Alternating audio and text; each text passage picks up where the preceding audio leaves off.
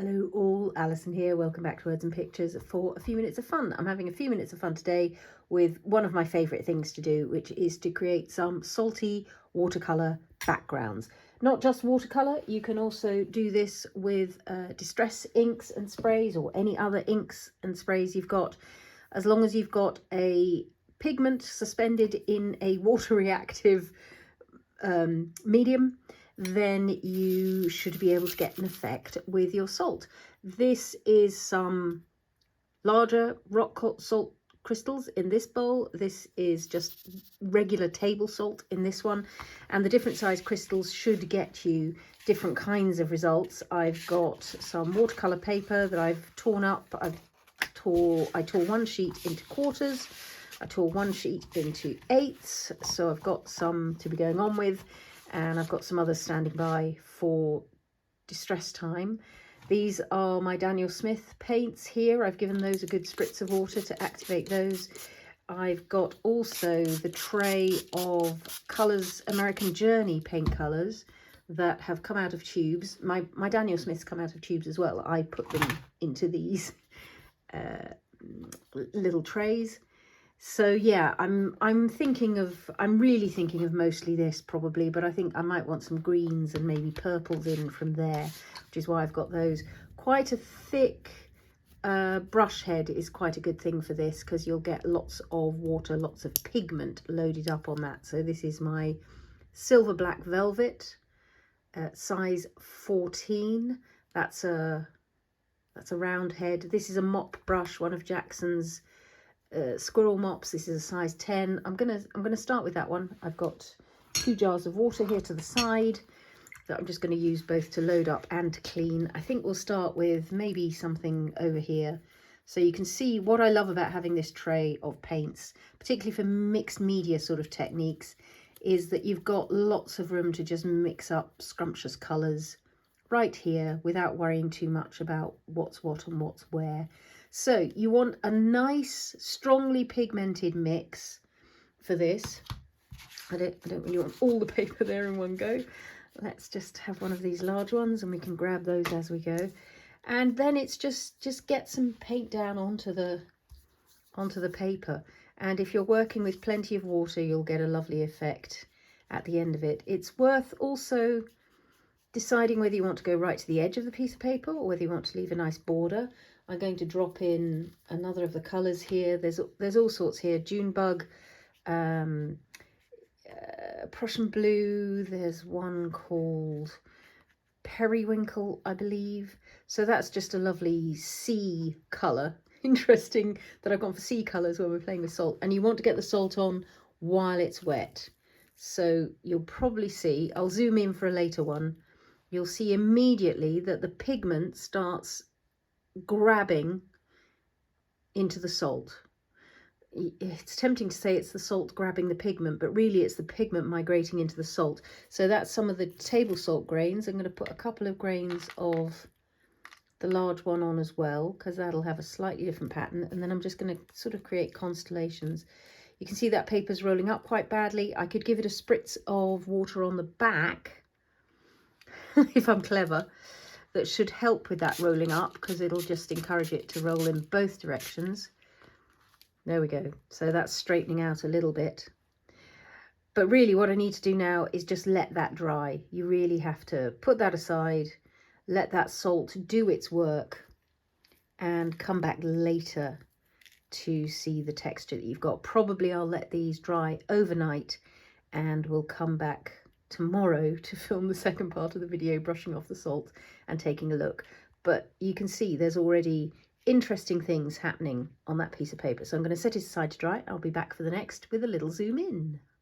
There's a hovering thunderstorm as I'm filming this, so you may start to hear quite dramatic background noises. Let's get a little bit more of this turquoise on the go.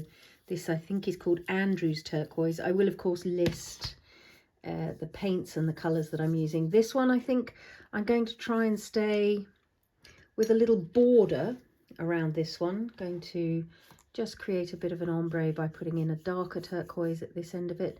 Do I want a border? No, maybe I do want to go right to the edge. And then there's a really dark one there that's really rather lovely. So even as you're doing this, you don't have to stick, of course, just to salt effects with this. If I were to spatter some water onto here, that would give me a whole other kind of texture. So our traditional spritz and flick, look immediately how that's creating one kind of texture, and then onto that, oh, let's spray the back of the thing before we put the salt on, and hopefully that'll help with the curling. Let's put a little bit of large grain rock salt down here, and then I'm going to create a sort of sweep of the smaller grains. So it's up to you. You can choose where to sprinkle things. So I'm leaving some of that spritzed flicked water free to do what it wants to do, and I've put salt around in a crescent with that one. So again, I'll need to set that aside to dry, but you can see that's starting to build quite interesting things. I'm going to work with 3 or 4 on the mat next, so we might need to zoom out again a little bit and maybe start putting in some summery greens. So I've got 4 of the smaller pieces of card on the table now. I might even do them that way, just for interest's sake.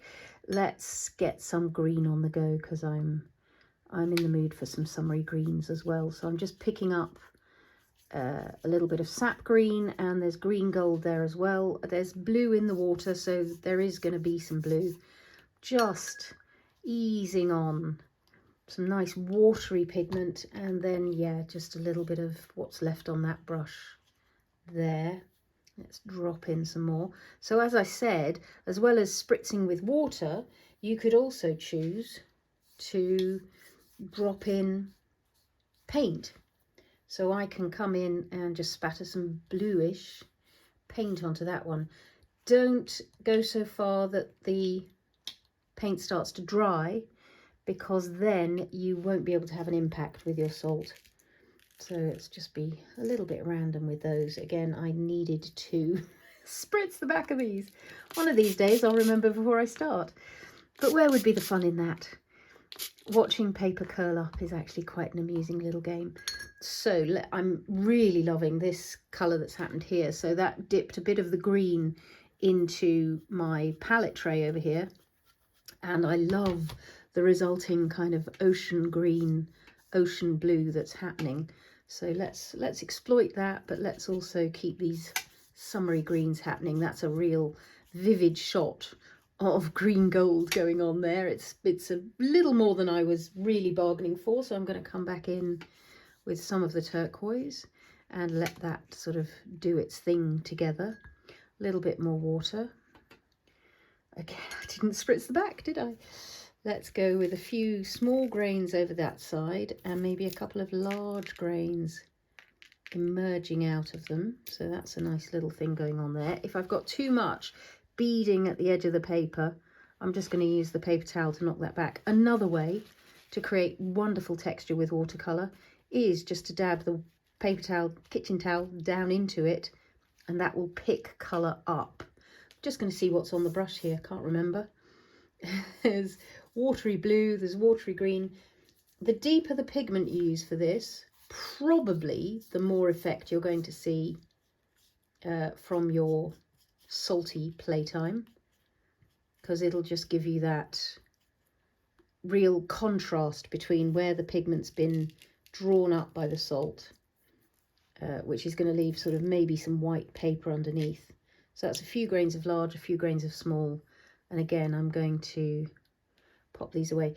So one thing kind of not to do is what I'm just doing here, is put your wet brush back down in the salt, particularly if it's a nice watercolour brush.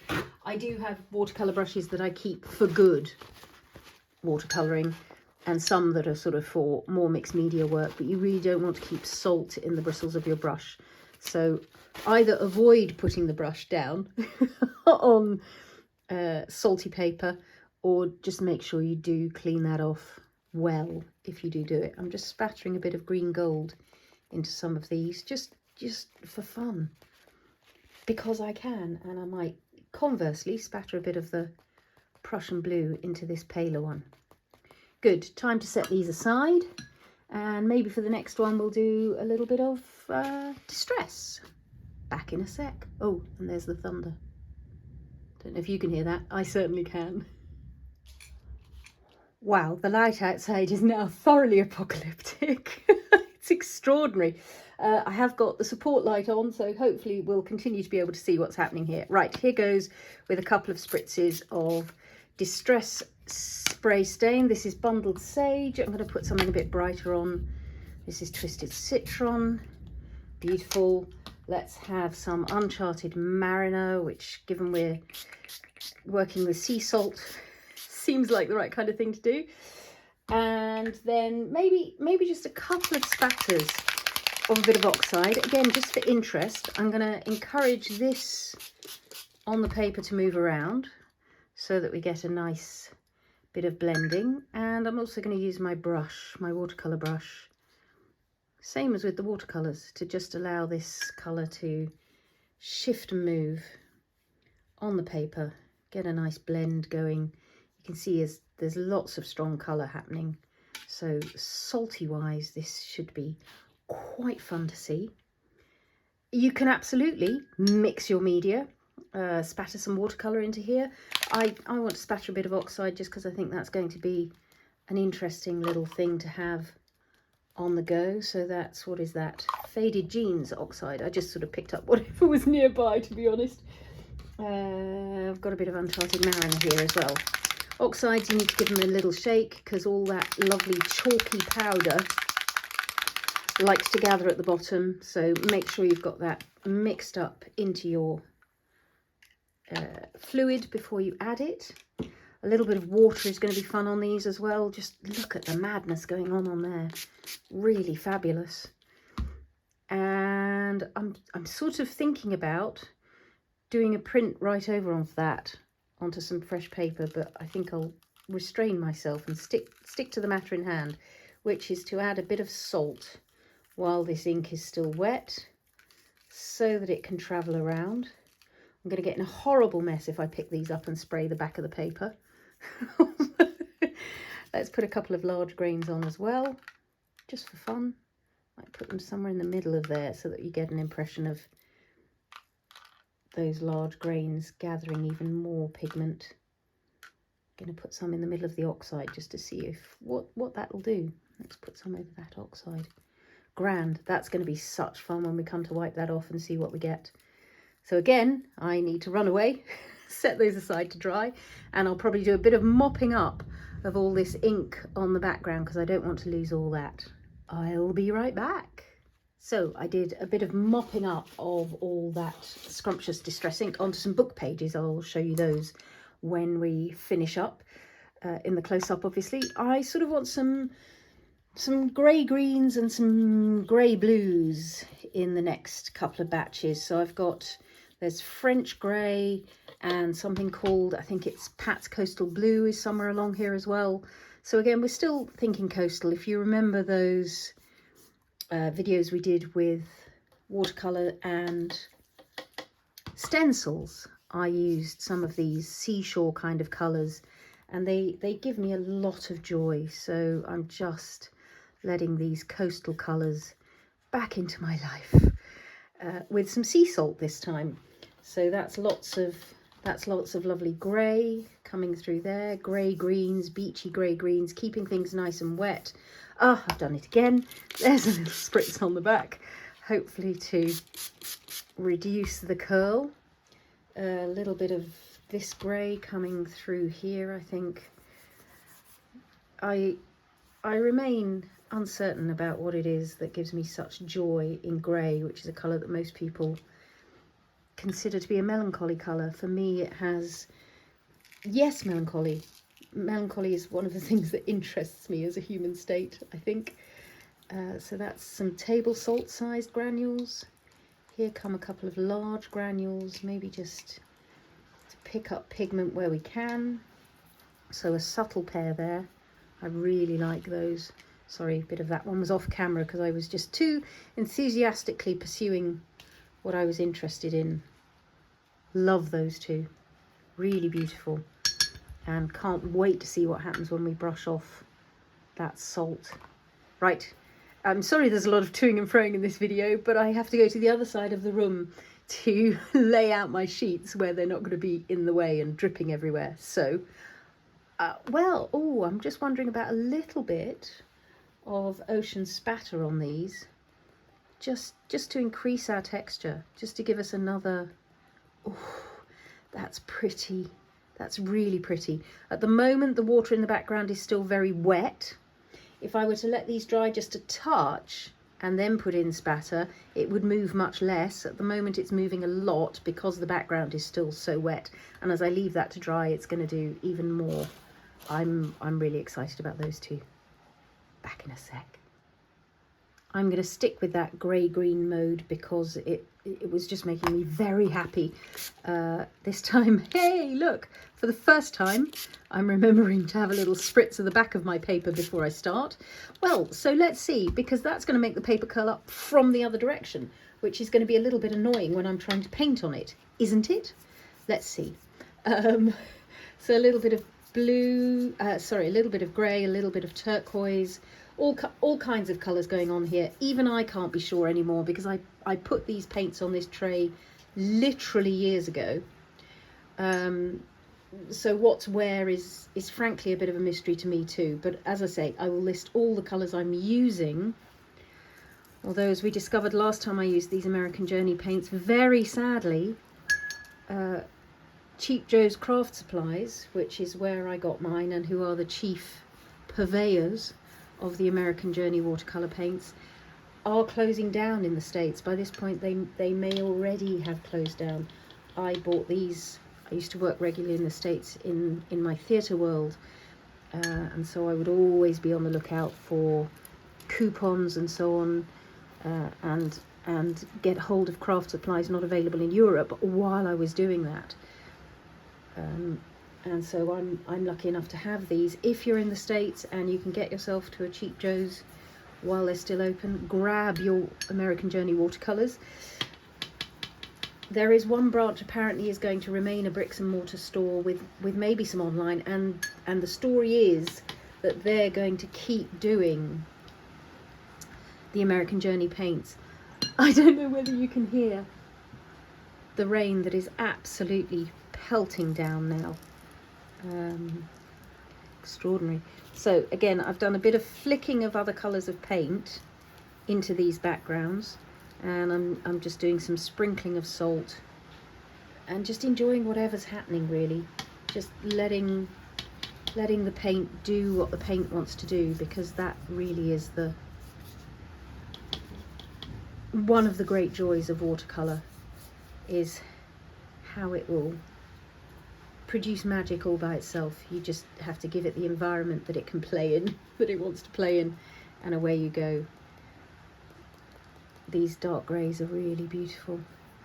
So cleaning off that brush, let's get maybe a little bit of large salt grain into this end, and a little bit going around again in a crescent. There's something about a crescent today. Don't know why that should be, but it's what's happening in my brain. I just adore these. I've got a couple of leftover bits of paper still to play with, and I think it might have to be more of these sorts of colourways for those. I'm going to set these aside. And just to be completely transparent, in between I am mopping up onto tags, onto random bits of paper that are lying around on the craft mat, a little spritz of that watercolour paint. So exactly the same way as I would mop up distress inks. This also is too good to waste, especially these gorgeous beachy colours that are going on right now. Have I got one more random bit of paper somewhere? What's this? Yeah, no idea what that is. Random offcut. Just to pick up some of those watercolour paints, particularly if I'm never going to be able to get an American Journey watercolour paint ever again. So one final pairing of papers to go. Let's see where the mood takes me. I think it might be another little bit of bluish time. I could always rip these later into 4 if I don't want large pieces. I have, just folded and torn these because I really love that ripped edge look. I think that's very pleasurable. I'm just wondering about a little spritz of twisted citron to start us off. So you've got that really full-on vivid green, so that's Distress Spray Stain. And then over that I'm going to go with some of these lovely American Journey greys that are on the palette here. That's Pat's Coastal Blue, fairly sure, and it's a beauty. So let's just move that into the paper here, let it spread out. Ooh, that's a vivid green you're getting as a result. Let's pop in a little bit of the turquoisey colours, because this is gonna give us something that is in between the beautiful coastal greys we've been doing and the really vivid Distress Spray panels that we had. So these are going to provide a sort of mix and match point somewhere in the middle of those two things, with a bit of each going on. That's a beautiful ombre. So you can see I'm just moving the colour up the paper, just allowing it to mix and blend as it goes.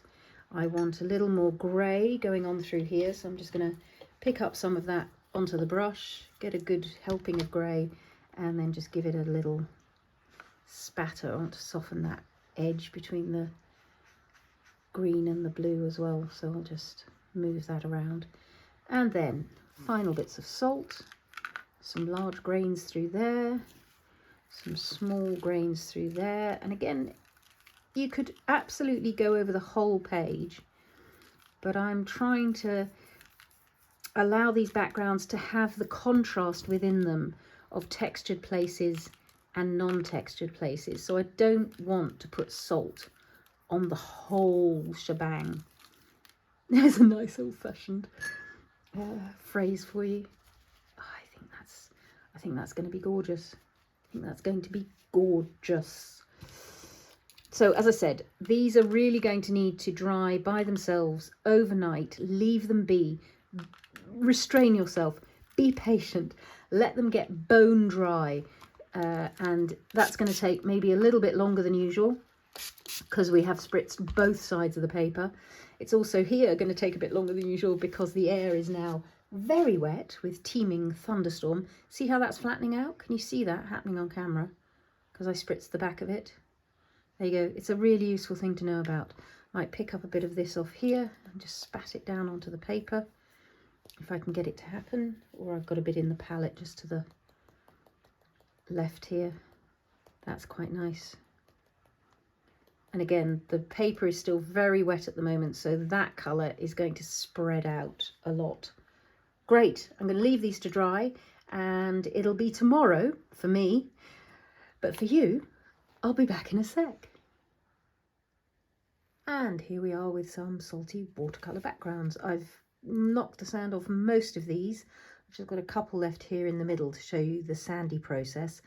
Lots of mop-ups as well. So it's as simple as, there's my salt still on the background. I usually take a piece of kitchen towel. You want a piece of paper underneath so that you can catch it. These are some of the mop-up book pages that I created during the session. And I tend to do it with the paper towel just because that's definitely dry. If I start wiping with my fingers, if there's moisture or oils on my fingers, that might have an effect on what's going on. But it is worth just lightly running your finger over afterwards just to see where you've still got salt crystals adhering. But that, I just think, is extraordinary because you get this amazing crystal patterning going on. I'm still working in artificial light, I'm afraid. We're having the wettest summer I've had since I've lived here in the Czech Republic, but we're very grateful because it's beautifully green. We do get occasional bits of sun in between, and if you're following at Bohemian Home, my other Instagram channel, you'll know the flowers are still flowering, so it's all good. But there are the salt crystal patterns that you get in your backgrounds from this incredibly simple but really satisfying technique. In fact, I used a salty background as a stamp design in one of my texture stamp plates because I love it so much. It was in one of the winter, excuse me, one of the winter texture trio, because I just think it gives you that look of an ice crystal or snowflakes or just those magical Jack Frost patterns that you can sometimes get. So here's one of my crescents on this background. I'm just having a little wipe. I can sort of feel, even with the paper towel, I can sort of feel when I've got something left on there. But these are going to be incredible for stamping on, for doodling over, for just, you could just use a paper doll and a sticker, word sticker. You could do collaging over these. You could stick them into an art journal.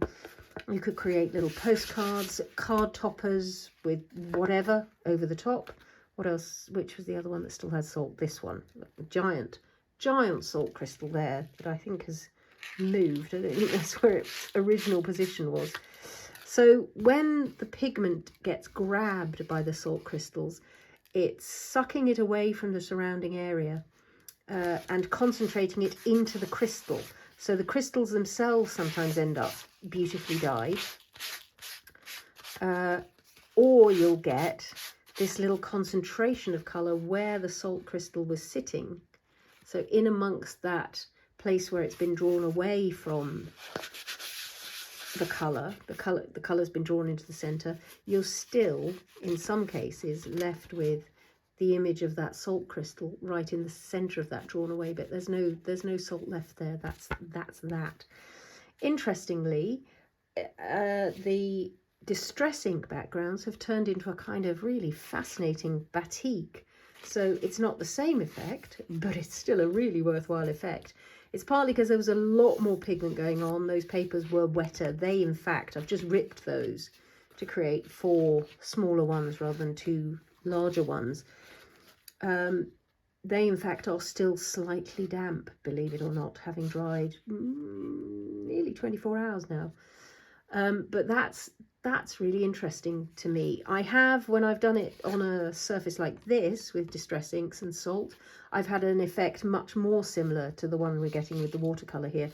So again, it is just a question of experimenting with papers, with amounts of water, with amounts of spray, if you're doing the distress ink version, to see what you get. So this paper is now covered with salt. I'm going to tip that direct into the bin. I mean, I don't think you'd poison yourself if you used that salt, but, you know, better safe than sorry. So, yeah, some mop-up tags. A couple of lovely ones there that I think will be turning up in Tag Tuesday quite soon, if not already. Been and gone. Bit of watercolour paper, mop-up, those book page mop-ups. So lots of collage papers alongside this beautiful technique. But really, it's all about these exceptionally lovely textured backgrounds, and I love that you almost have the illusion that the salt is still there. So where you have those moments where a crystal has deposited colour, as you glance at it, it looks as though it's still got salt crystals sitting on it. I'm just trying to pick each of them up in turn so that you get a little look at what's going on. I will of course be diving in for a close-up. That might be my favourite. Just stunning. Yes, I will be diving in for a close-up, so do stick around for that. If you have any comments or questions, leave those down below. It's always a delight interacting with you. I will, as always, try to leave as comprehensive a list as I can of the colours we've used for this. And yeah, I'll list the paper that I use. But as I say, experiment, because different papers, different paints, different salt sizes. This is playfulness at its very best. Creativity that allows you, without any stress or expectation or demand, to play with your supplies and enjoy yourselves. Thank you so much for watching, and happy crafting all.